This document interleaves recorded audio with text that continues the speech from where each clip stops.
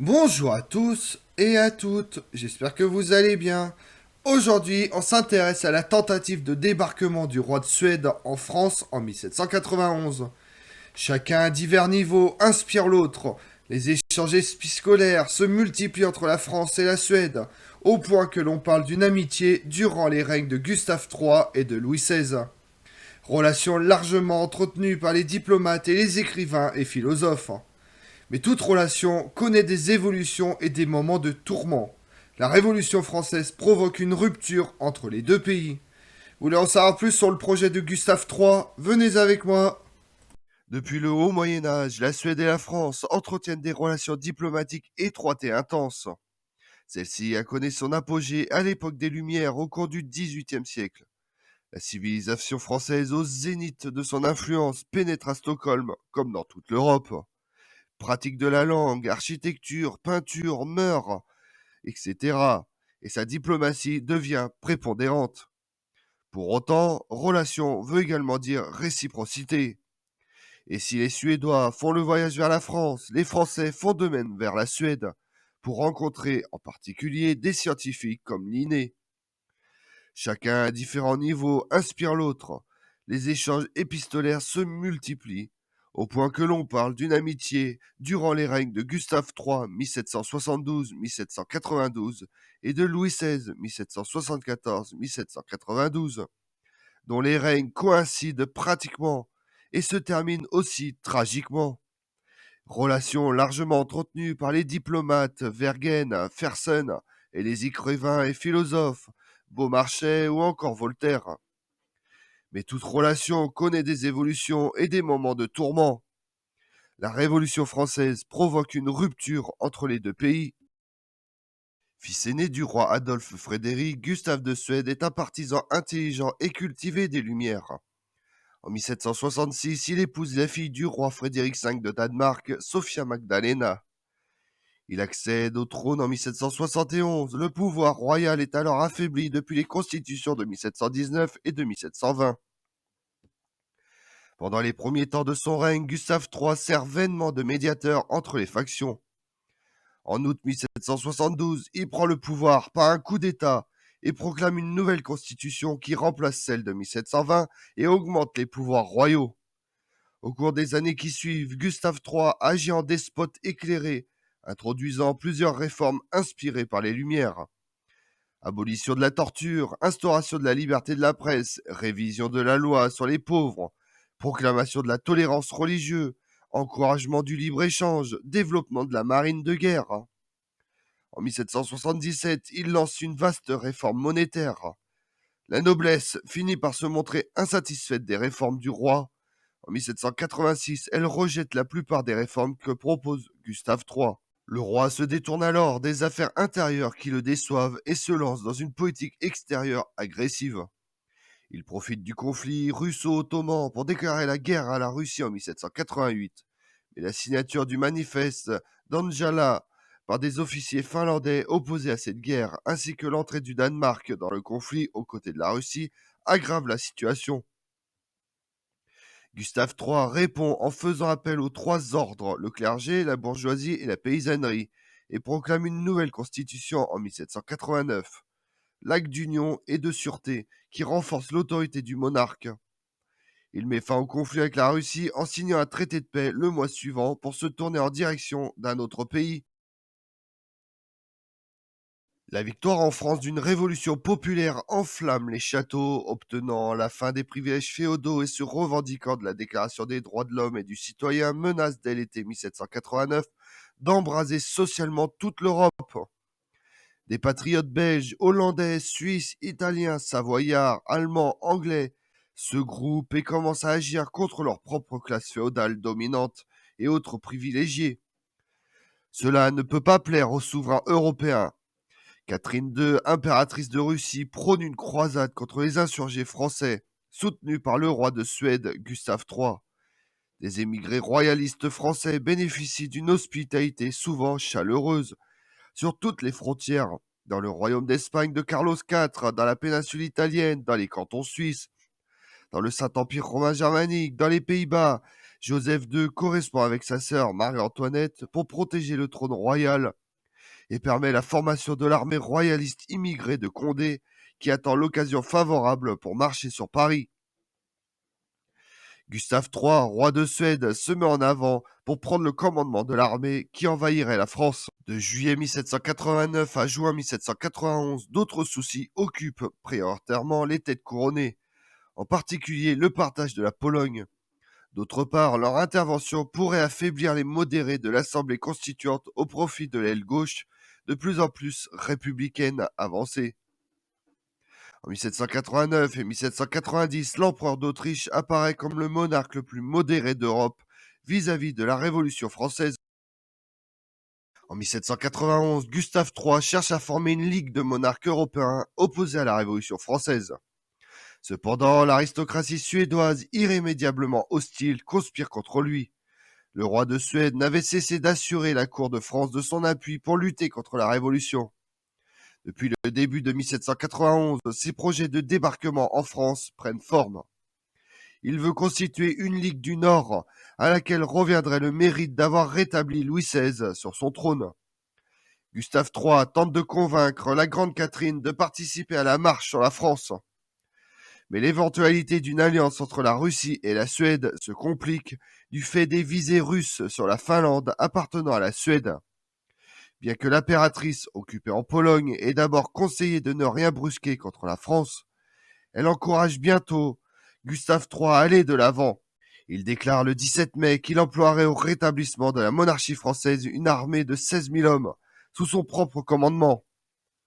Bientôt, il engage à son service des généraux royalistes tels que le marquis de Bouille et envoya en Normandie 2 officiers suédois chargés de reconnaître le terrain. Selon son projet, 6 000 soldats russes viendraient se joindre à ses troupes et les subsides nécessaires seraient avancés par les participants qui se rembourseraient sur la France après la restauration envisagée. Le corps expéditionnaire, embarqué sur des vaisseaux fournis par les 2 couronnes, se réunirait à Ostende où ils attendraient le moment jugé favorable pour le débarquement. Lorsque le 24 mai, le roi de Suède se rend à Aix-la-Chapelle, il était convaincu de la réalisation prochaine du projet et l'envisageait pour l'automne de 1791. Aussi informe-t-il le 8 juin son ambassadeur à Paris, le baron de Staël-Holstein, qu'il ne reconnaîtrait désormais aucun diplomate français. Puis le 19, il ordonne à tous ses sujets au service de la France de la quitter sur le champ s'il n'y a un décret rendu pour un nouveau serment où le nom du roi soit entièrement exclu. Le baron de Staël jugeait cette disposition précipitée et se plaignait de demeurer dans l'ignorance des projets militaires de son souverain. Le baron de Breteuil, proche diplomate de Louis XVI, lui-même en concevait quelques inquiétudes, d'autant que les craintes d'une invasion étrangère coïncidaient avec la fuite manquée de Louis XVI à Varennes. Tout Paris prétend que votre majesté attaquera la France avec une armée de 30 000 hommes pour opérer la contre-révolution, écrivait encore à son roi le baron de Staël le 24 juin. Ni l'événement de Varennes, ni les conseils de prudence ne semblaient devoir arrêter Gustave III. Carlos IV, roi d'Espagne notamment, lui présenta combien il serait inutile d'entreprendre une guerre contre une nation enthousiasmée de sa liberté, apparente et séduite contre le monarque. En effet, la première coalition regroupant tous les monarques européens ne prend forme qu'en 1792, avec l'assassinat de Louis XVI. Mais le roi de Suède, comme les princes immigrés et Calonne, considérait que la force des armes seule pouvait subjuguer le fanatisme de l'opinion. Le comte de Fersen, dont on connaît le rôle auprès de Marie-Antoinette, était au courant de l'expédition projetée, et c'est lui qui fut chargé le 21 juillet d'obtenir l'autorisation de l'empereur à Vienne de rassembler la flotte dans le port d'Ostende, puis de s'y réfugier en cas d'échec. Il remarquait toutefois un mois plus tard que si la décision tardait, au point qu'il soit impossible au vaisseau de sortir de la Baltique, sa mission deviendrait sans objet et qu'il quitterait Vienne sur le champ. L'expédition avait semblé malgré tout préparée avec soin. Non seulement les officiers suédois dressèrent une carte de la vallée de la Seine depuis l'estuaire jusqu'à Paris, mais encore des nobles normands, mis dans la confidence, rédigèrent des mémoires aussi rassurantes que détaillées. Le lieu proposé pour ce débarquement apparaît tout proche de celui où les Alliés, en juin 1944, lancèrent contre l'Allemagne nazie leurs colonnes blindées. Le roi de Suède, qui prévoyait déjà depuis longtemps qu'il n'y avait que par l'armée qu'on rétablirait le roi de France en étouffant cet esprit de vertige qui menaçait tous les souverains et l'ordre public, se préparait au commencement du mois de mai et avant son départ pour Aix-la-Chapelle à agir avec un corps de troupes et n'attendait que l'instant où un concert général décida des opérations, dans l'espoir de profiter de la belle saison et de l'embarras dans laquelle l'Assemblée se trouvait en cas que l'empereur, les rois d'Espagne et de Sardaigne et l'armée combinée de l'Empire attaqueraient la France de tous côtés. Gustave III forme le projet d'une descente en Normandie, mais n'ayant aucune notion militaire sur ce pays, le roi envoya des officiers du génie pour en faire la reconnaissance exacte. Ces officiers se rendent à Paris et de là au Havre, de Grasse, puis en Oise, Epte et Rouen, qui sont les seuls postes tenables entre le Havre et Paris. Par la description qu'ils ont donnée tant à l'égard des postes et de l'esprit des militaires et du peuple de ces contrées, on peut espérer un succès brillant, surtout comme le comité militaire a commencé par détruire toute espèce de défense et d'ordre sans songer au temps qu'exige tout nouvel établissement de défense. Cependant, pour que le projet de Gustave III soit mené à son terme, il faut un soutien des puissances européennes, à commencer par la Russie, l'Empire ou encore la Prusse. Mais les craintes de ceux qui appelaient à la prudence et à la patience se réalisent. Les souverains hésitaient à s'engager dans une guerre contre une France fanatisée et la déclaration de Tilsit ne fait qu'illusion aux immigrés. Conférence du 25 au 27 août 1791 entre l'empereur Léopold II et le roi Frédéric Guillaume II de Prusse, ayant pour principale préoccupation la question polonaise et de la guerre entre le Saint-Empire et l'Empire ottoman.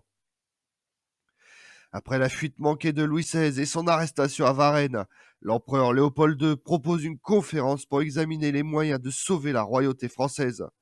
Elle aboutit à une convention renfermant en germe toutes les coalitions qui se formeraient ensuite contre la France.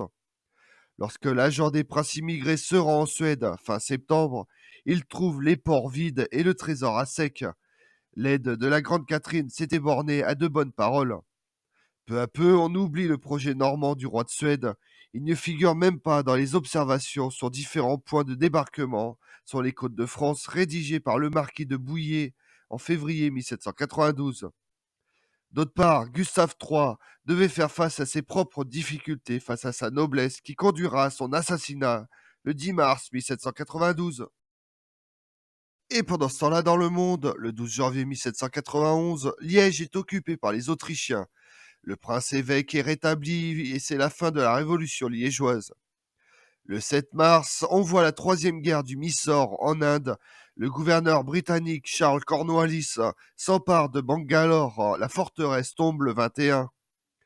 Le 5 octobre, on voit la mort de Potemkin, militaire et homme de gouvernement russe, ainsi que l'amant de la tsarine, la Grande Catherine.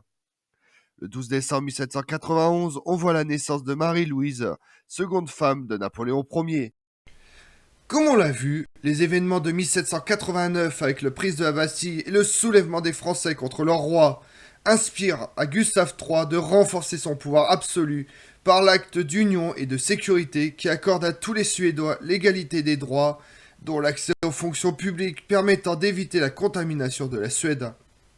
Cette réforme et le désir de débarquer en France en 1791 seront fatales au roi de Suède qui tombera sous le coup fomenté de la noblesse le 16 mars 1792 au cours du bal masqué de l'Opéra Royal de Stockholm. Le roi fut assassiné d'un coup de pistolet. Je vous remercie d'avoir suivi cette vidéo en ma compagnie. Si vous voulez connaître mes autres vidéos, retrouvez-moi chaque matin à partir de 6h45 sur ma chaîne YouTube Tout sur l'Histoire avec Damien, mais également sur les réseaux sociaux, Twitter et Instagram, Histoire Damien. Et pensez à liker, commenter et vous abonner. Je vous remercie à tous.